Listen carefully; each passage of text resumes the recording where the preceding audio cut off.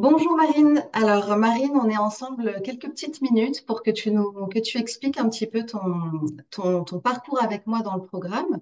Toi Marine, tu as 35 ans, tu travailles dans le domaine artistique et tu vis à Paris. Est-ce que tu veux bien nous expliquer un petit peu dans quelle situation tu te trouvais avant de démarrer le programme? Qu'est-ce que tu vivais? C'était quoi ton schéma? C'était quoi ta réalité amoureuse? Ma réalité amoureuse, ça faisait des années que j'étais célibataire, en enchaînant beaucoup d'histoires éphémères, mais incapable de construire quoi que ce soit. Voilà. Et je commence à commencer à me faire souffrir parce que j'avais envie d'une histoire, j'avais envie Mm, d'évoluer avec quelqu'un, mm, mais je n'arrivais pas.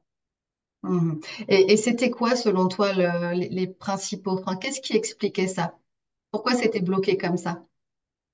Euh, alors, dans tout le travail que j'ai fait avec toi, j'ai découvert que j'avais énormément de blocages. Comme tu me l'as dit justement au tout début, il y avait des boulons à faire sauter, qui Mm, étaient de mauvaises croyances, qui étaient de l'ordre aussi d'un schéma familial, qu'il il fallait que je me détache absolument. mm, Et puis un projet finalement que j'avais jamais vraiment travaillé, ce projet amoureux dont tu parles ouais. et que tu invites à vraiment faire pour être au plus près de ce qu'on souhaite. Je l'avais pas du tout abordé de la bonne manière, en fait, Ok. dans un aspect un peu superficiel de la rencontre. Tu avais déjà travaillé ça avant quand même avec des thérapeutes tout en survolant ou vraiment pas du tout? C'était un dossier que tu n'avais pas encore ouvert finalement. Ah si, si, j'avais l'impression d'avoir tout essayé, d'avoir Ah oui, fait d'accord. Ouais. psychothérapie, EMDR, pardon, Ouais, ouais. euh, qu'est-ce qu'on a, acupuncture, même été voir une voyante en me disant bah, peut-être que je vais être rassurée par quelqu'un qui me dira qu'un jour peut-être que j'y arriverai. Et en fait, je t'ai découvert, donc j'avais arrivé à un point où je me disais, mais comment je sentais qu'il y avait des choses qui bloquaient. Je sentais Mhm, que j'étais en partie responsable, mm, malgré moi, hein, mais que j'étais en partie responsable. Et en fait, j'ai entendu un podcast que tu as fait. mhm, euh, et je me souviens, j'étais en Laponie, je marchais dans la neige, il faisait -15 et l'algorithme tournait et je suis tombée sur toi. mhm. Et pendant une heure, je me suis dit, mais mon Dieu, mais c'est incroyable cette technique, cette méthode. Faut absolument que j'en rencontre Jessica parce que ça résonne tellement fort. J'ai Ouais. tellement l'impression de me retrouver Mhm. dans ces profils de femmes. Et voilà, c'est comme ça que je t'ai contactée. Ok, bon. Donc là, tu étais prête, hein, tu t'es sentie appelée et tu as embarqué dans le programme. Alors, comment tu as vécu ton processus? Puisque tu avais déjà travaillé sur toi, essayé de nombreuses méthodes. Comment, du coup, qu'est-ce qui a été différent pour toi? Comment tu as vécu, en fait, ton processus de transformation? Qu'est-ce qui a fait la différence finalement? Ce qui a fait la différence, c'est... Alors déjà, je trouve que ce qui est extraordinaire et ce que j'avais jamais abordé, c'est que tu nous invites à avoir une autre vision de l'homme en général. Donc de casser cette mauvaise croyance que l'homme est dangereux, l'homme est mauvais, l'homme peut Mhm. souffrir. Donc ça, c'est quelque chose que j'avais jamais abordé avant dans mes thérapies précédentes. Et puis tout ce travail énergétique aussi que j'ai découvert avec toi, d'attirer ce qu'on émane, ça aussi, c'est quelque chose que je ne connaissais pas. Et j'ai vu vraiment des transformations assez flagrantes dans ma vie. Je te Ouais. disais un jour que j'étais sortie de chez moi et que j'ai l'impression que tout le monde me regardait, mais avec un grand sourire. Je me dis, mais qu'est-ce qui se passe? Donc, ça, c'est quelque chose voilà, que j'ai découvert. Ouais. Mais Euh, t'as bien bossé aussi, hein. Toi, tu fais partie de ces femmes super investies, super impliquées. T'as vraiment expérimenté les processus beaucoup, longuement sur toi. Et puis, évidemment, t'as récolté de toutes nouvelles expériences. C'est ça que tu dis aujourd'hui. Mais tout le monde n'aborde pas le changement aussi dans cette dynamique-là. Et c'est vraiment important de le souligner parce que c'est ce qui fait la différence, hein. Vraiment. ouais, moi, je dirais que c'est à peu près une demi-heure par jour, tu vois, de travail perso, Ouais. par rapport à ce que tu proposes, les exercices écrits, Mhm. euh, de faire le travail de FT, les boucles de déblayage que tu proposes. Et ça, c'est Mhm. beaucoup aussi, c'est un truc fabuleux que j'ai découvert, une nouvelle idée, que tu peux l'intégrer et Mhm. la mettre doucement, en fait, dans ton cerveau, à force de l'écouter, de la réécouter, de la réécouter. Ouais. Eh ben, ça, c'est aussi un truc.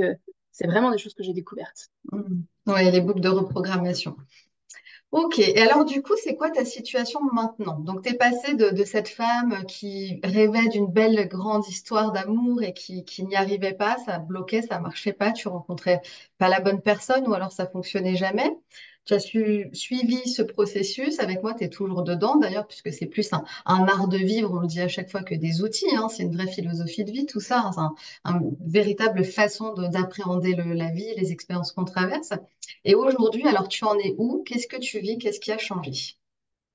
Alors, ce qui est très intéressant, c'est que là, il n'y a vraiment pas de hasard. Si ce travail fonctionne, c'est que j'ai rencontré, euh, j'ai rencontré quelqu'un à la fin du programme. Voilà. Ouais. Donc, 4 mois, je dirais, après le tout début de notre travail ensemble. Et puis, j'ai eu un coup de cœur. Donc, déjà, ça faisait longtemps que je n'avais pas eu de coup de cœur. Mhm. Après, jusqu'ici, mes coups de cœur ne donnaient jamais rien. J'étais toujours dans une espèce de panique, de grandes attentes. Bref, et puis j'avais tendance à faire fuir l'autre et à mettre en place de l'autosabotage de façon assez forte. Et donc, ce qui a été assez différenciant, c'est que là, j'étais beaucoup plus apaisée, beaucoup plus sereine, confiance en moi, confiance en la personne que je rencontre. Voilà. Et puis après, je pense que tu as été assez nécessaire dans le processus de rencontre parce que j'ai eu des vieux démons qui sont assez vite remontés et très vite, il y avait ces points de vigilance et le rappel que tout ce travail qu'on avait fait ensemble, il fallait que je continue à le faire. Et voilà. Et puis là, ça fait 7 mois que je suis avec cette personne. Et c'est assez évident comme histoire. C'est une super belle histoire.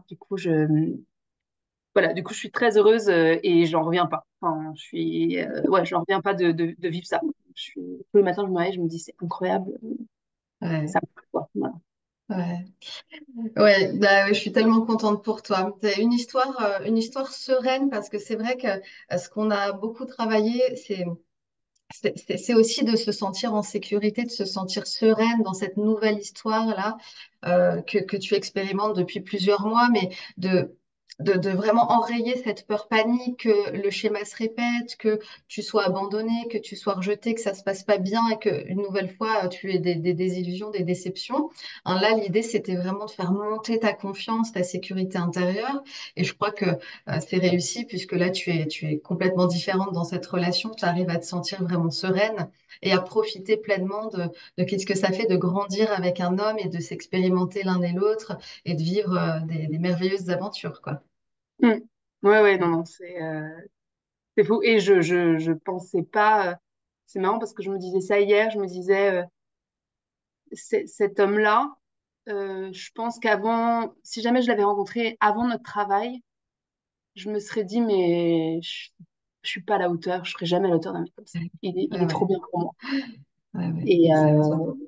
en fait, non. Mhm, Voilà. Et puis, je pense que j'aurais eu l'autre croyance de me dire, bon, ça durera pas, c'est trop beau pour être vrai. mhm, Et la réalité que mhm, non, en fait, ça ne- c'est une salope de croyance de dire c'est trop pour mhm, être vrai. mhm, Peut en fait aborder la vie en se disant que on souhaite que tous les jours soient magiques. Et que, mhm. voilà. Oui, et se sentir à la hauteur, c'est important ce point que tu soulignes aussi, parce qu'effectivement, beaucoup de femmes se sentent toujours moins bien que l'autre, ont toujours cette sensation qu'elles doivent courir après l'homme, le séduire par de multiples façons, vraiment donner de leur personne, faire des efforts pour être aimable, pour pas être rejeté.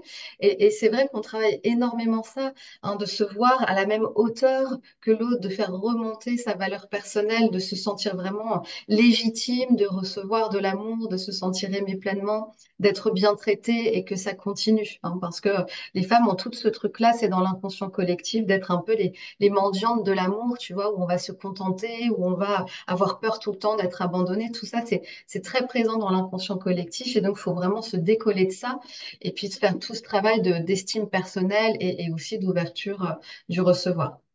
Bon, c'est ce que tu as fait et en tout cas, du coup, ça se passe super bien pour toi. J'en suis vraiment ravie. Est-ce qu'il y a quelque chose que tu voudrais ajouter pour toutes les femmes qui sont dans la situation dans laquelle tu étais il y a quelques mois encore, les femmes qui sont tristes, qui nous écoutent, qui se disent j'ai déjà tout essayé, ça marchera pas, je suis maudite en amour, je me fais tout le temps rejeter. Enfin, tu vois, cet état de désespérance dans lequel on peut être. Moi, j'ai bien connu ça longtemps aussi, où on ne sait plus quoi faire, où on se dit qu'on va rester seul tout le temps et que bah on n'a plus qu'à faire une croix sur notre vie amoureuse, que pour nous ça n'arrivera pas, quoi. Est-ce qu'il y a quelque chose que tu aurais envie de dire à ces femmes-là? Bah, j'aurais envie de dire que j'ai été cette femme-là, que j'ai été dans cette situation-là. Hmm, Moi, j'ai 35 ans, je pense que je fais partie des dernières dans mon groupe d'amis à avoir rencontré quelqu'un. J'ai pas encore d'enfant. hmm, Je reçois plus de faire-part de naissance aujourd'hui que de faire-part de mariage dans ma boîte aux lettres. Donc j'étais dans cette situation un peu désespérée. Et, euh, et je trouve que c'est extraordinaire de voir qu'il y a des méthodes pour s'en sortir de ces schémas-là. Il faut trouver la bonne recette, il faut trouver la bonne personne. Mais ton programme a été pour moi une révélation. Donc hmm. voilà, donc, voilà, j'invite en tout cas les femmes qui cherchent à travailler ce sujet-là, en tout cas qui ont l'envie de plus être dans ce schéma-là, Hmm. de te rejoindre et de tester en tout cas, parce que oui, pour moi, ça a complètement changé ma vie. Oui, et puis même si c'est juste faire switcher la croyance aujourd'hui que c'est peine perdue et que ça marchera jamais, juste ça, sans qu'il y ait cette démarche d'aller au bout avec moi ou même avec quelqu'un d'autre, peu importe, mais juste de se dire, moi j'aurais tellement aimé à l'époque entendre ce genre de témoignage et me dire, mais ah ouais, elle était dans la même situation que moi, elle aussi, pendant des années toute seule, ça marchait pas, elle se croyait maudite, elle se disait que ça, c'était fini pour elle, et là j'entends une femme qui était là-dedans et qui s'est complètement reconstruite, a tout changé dans sa vie, et dans une belle relation depuis 7 mois. C'est tellement réconfortant, hein. Donc, si déjà celles qui nous écoutent peuvent changer cette croyance que c'est foutu pour elles, ben, en fait, c'est déjà gagné, puisque comme notre croyance crée notre réalité, et ben, il va se passer des choses, ça va ouvrir des portes. Rien que ce qui peut se passer là aujourd'hui en écoutant cette vidéo. Donc, je te remercie beaucoup, Marine, pour ton retour, pour ton témoignage. Ça a été un plaisir de t'accompagner. Et puis, je te souhaite le meilleur, évidemment. On reste en contact. Et merci encore de ta confiance Merci à et de cet toi, échange. surtout. Merci, à très vite. À très vite, Marine. Au revoir.